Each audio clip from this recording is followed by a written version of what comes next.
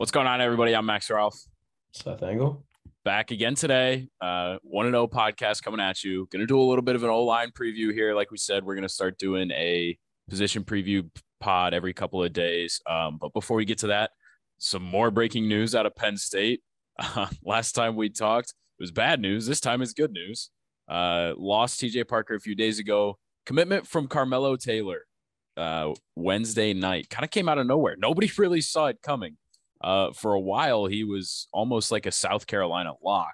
And then all of a sudden, he's committed to Penn State. There's a lot of layers to this one. So for starters, I'm a big fan of Carmelo's.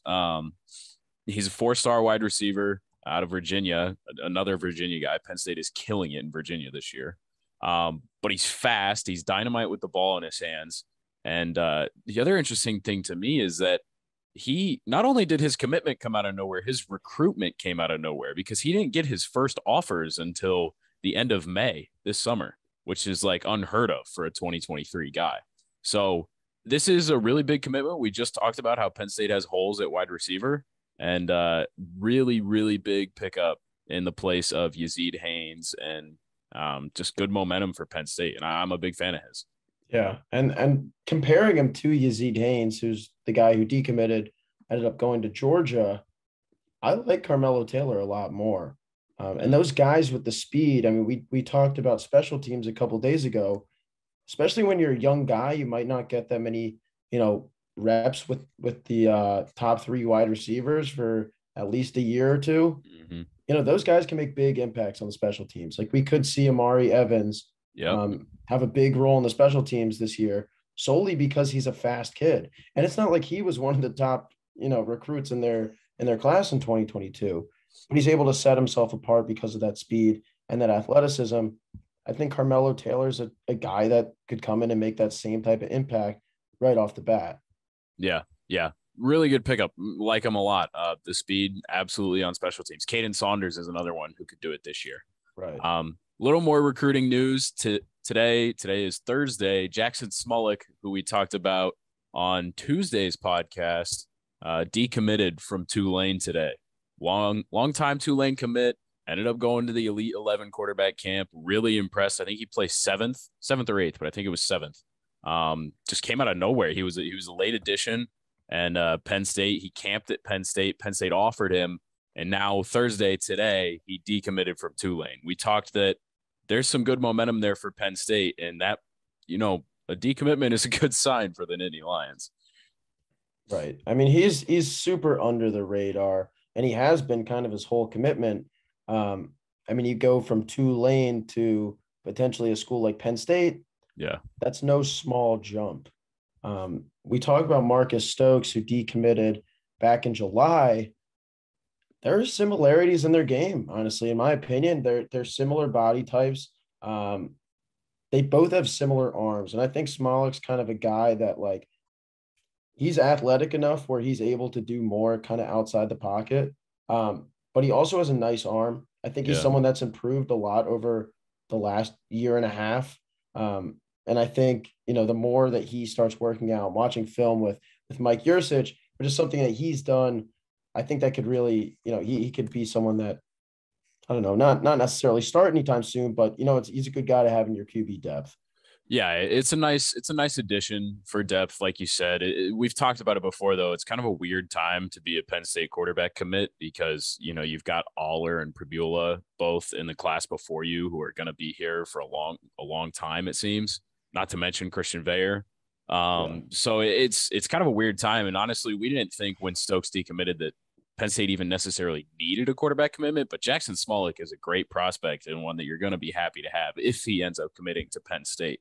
I'd say that's entirely where the momentum is facing right now, but I've heard that Notre Dame is maybe in the mix there too. So like you said, he's getting a lot more attention than he was, and it's kind of coming out of nowhere and it's moving quickly. So signing day's coming in a few months. We'll see where that goes, but it's good news for Penn State. At least he decommitted from Tulane.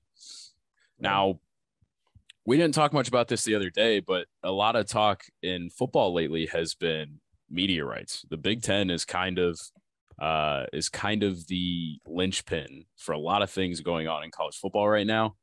We talked about it when USC and UCLA signed their deal to come over, how that's going to impact media rights and how it's SEC versus Big Ten, whatever. Well, now for the first time, and I don't even know how long, you probably have the number. The Big Ten is reportedly not going to have a media rights deal with ESPN, which is just 40 years, 40 years.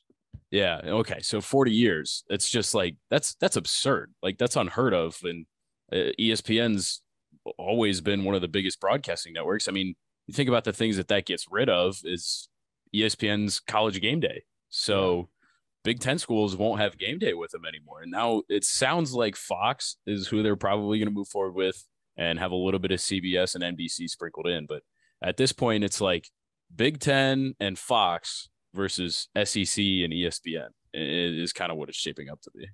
And it's interesting too, because we had a similar conversation when USC and UCLA came to the Big Ten.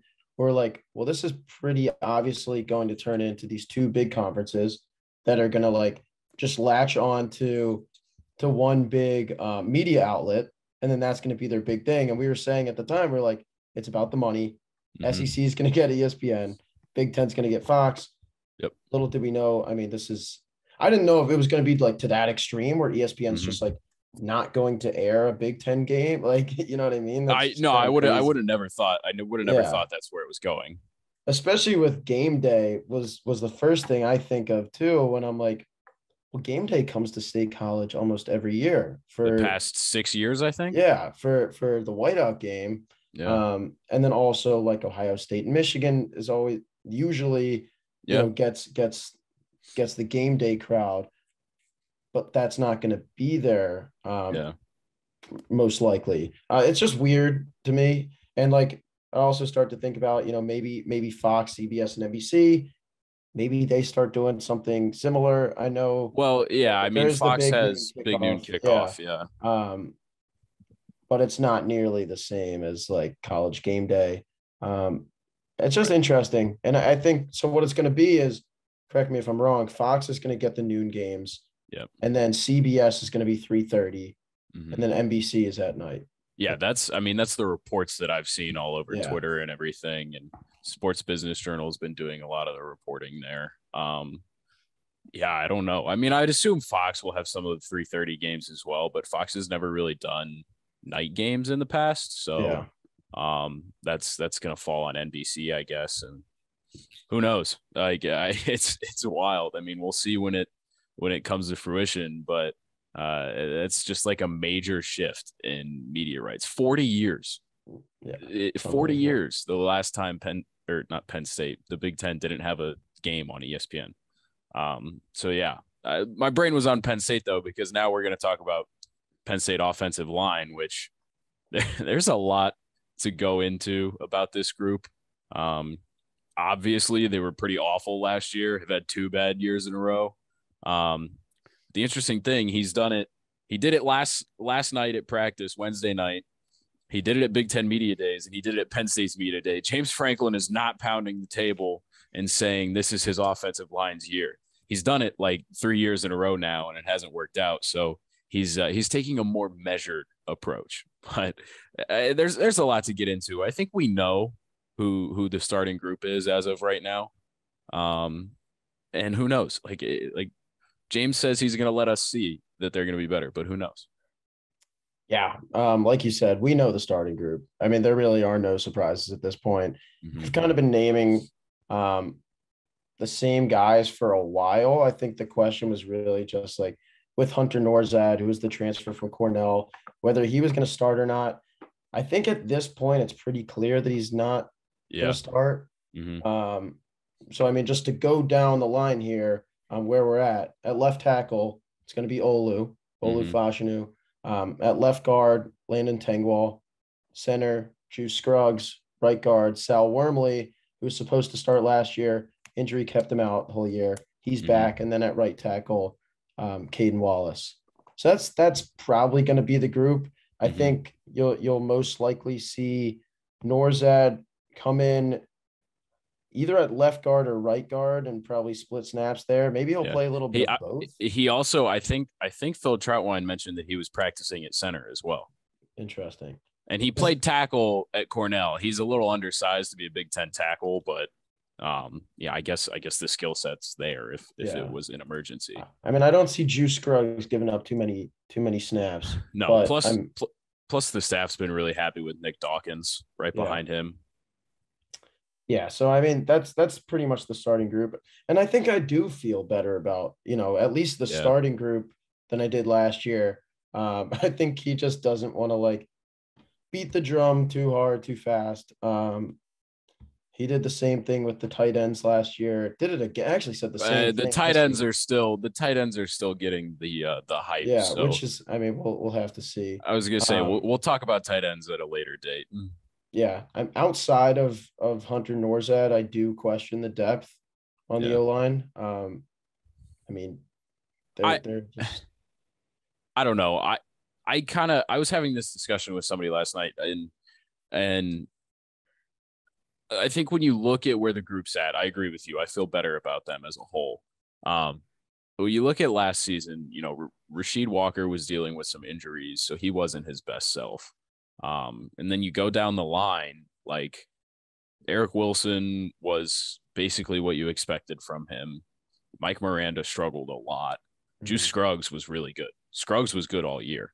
And Caden Wallace struggled mightily. But I talked to Phil Troutwine this summer, and that was a combination of things. That was the first time he's played a full season. He wasn't recruited as a tackle. So, like, Caden Wallace had the odds stacked against him last year. And in the spring, he was one of the guys that Phil Troutwine was really impressed with. So if you look at the transition from last year to this year, you wish you had a healthy Rasheed Walker again. Like, you can't really replace that. But Olu Fashanu played great in the Outback Bowl at left tackle as a freshman, redshirt freshman. So, you feel pretty good about where he's at. Landon Tangwall at left guard, he was their top recruit in the class of 2021. So 2020, maybe 2021, 2020. Okay. Yeah. So he was the top recruit. It's his turn. That's 2021. Yeah, that's what I thought. So it's his turn. He was their top recruit, and he will, he'll hold that spot at least at the start of the season. And Juice is playing center now. Played a little bit last year, but Juice is playing center. He'll be rock solid.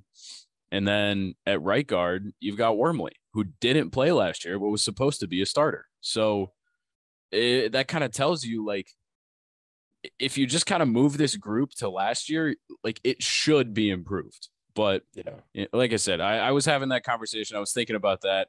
The depth is still like a little bit of a question, but I think it's still better than it was last year because you didn't have Wormley. You didn't have, Nick Dawkins wasn't what he is this year.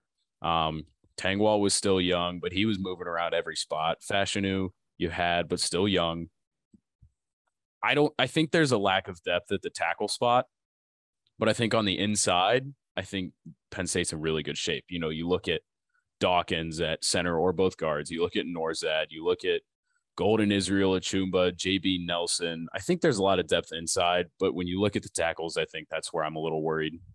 Yeah, I agree. I mean, and the inside is fine. I think JB Nelson's another guy we bring up because, those like JUCO guys do have a shot to like play kind of right off the bat. And we've seen that. It's interesting just like on the offensive line to think about it, just because it's usually like a longer development just to like get playing time. But he's played 2 years of college ball, whether it's not necessarily Power 5 ball. Right. Like, he has 2 years under his belt. I think that's a guy who could potentially transition to either of those guard spots. And I've seen him in line for food at the Hub before, and he is gigantic. So I don't think you're in any danger there. But yeah, there you go. Yeah, I think it's an improved group. How improved? That's another question. But I think really when you look at it, pound for pound compared to what Penn State had last year, it is a better group. Yeah. So some recruiting news, a little bit of discussion on some media rights. We'll see where that goes. That's still kind of playing out. And the second edition of our position previews. We've got a treat for you guys coming up soon. Next couple of days. Stay tuned. Might have a special guest on. But thanks for watching at PSU Footblog and at 1-0 Pod. Peace.